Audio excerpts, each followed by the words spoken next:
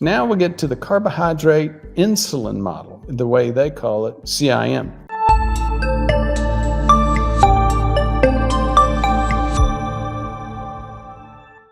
This is not new, by the way. If you have more interest in it, you can read Gary Taubes' books, Why We Get Fat and What to Do About It, or a 700-page version of that book, which he calls Good Calories, Bad Calories. I prefer books by two other authors, Robert Lustig, an endocrinologist at UC San Francisco, and he's got several books. The first big one was Fat Chance. David Ludwig to me, is even better. David Ludwig is quieter. He's not as flashy as Robert Lustig, but his information is really, really good. And so is his research. It's just spot on. David Ludwig is also an endocrinologist. Both of these guys, their names sound alike, and they're both endocrinologists, and they both run obesity units in large academic medical centers. Lustig in UC San Francisco and David Ludwig at Harvard. David Ludwig's book is something that is classic to this issue. It's titled Always Hungry. And again, it hits to that issue of we're eating more. We can't access those calories, and so therefore we're always hungry. Now, I brought those guys up because they're both endocrinologists, and they call it something slightly different. They don't call it the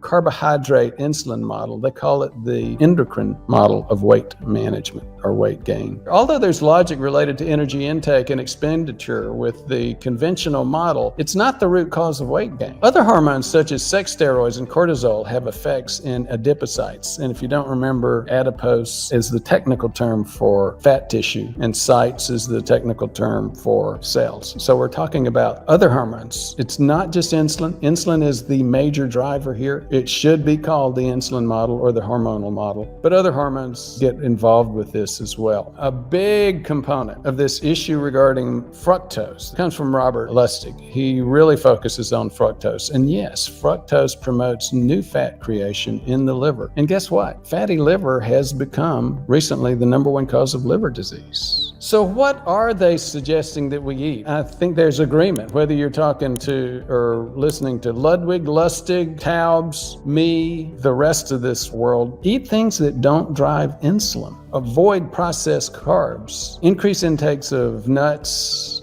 There is some variation nuts, but any nut is going to be better than processed carbs. Full-fat dairy doesn't drive as much insulin, believe it or not. There's this concept that protein drives insulin. Academically, yes. Practically, don't worry about it. Olive oil and avocado oil. Dark chocolate. Again, the study authors are talking about these things may decrease insulin levels, and that's exactly what we want to accomplish. Focus first on decreasing your insulin levels. Then it will become so much easier to lose that excess body fat. A low-calorie and low-fat diet further restricts the already limited supply of energy to the body. So be careful if your first approach is low-calorie, low-fat, because you can end up increasing the hunger without fixing the problem. So, conclusions for that study were the CIM, carbohydrate insulin model, might not explain all the causal mechanisms of obesity. In fact, probably doesn't explain the biggest one. Now, we'll all acknowledge this. It's more than just fueling the body. There is a major behavioral component. I've been very clear about my own food addictions, sweets addictions, dessert addiction. I grew up in the southern United States. Well, sweet tea and desserts were components of every meal, often including breakfast. So I've got my own addictions that I have to deal with. Notions of palatability, preference for sweetness, they can drive consumption of sugary foods. But that's still consistent with the carbohydrate insulin model. That's a major part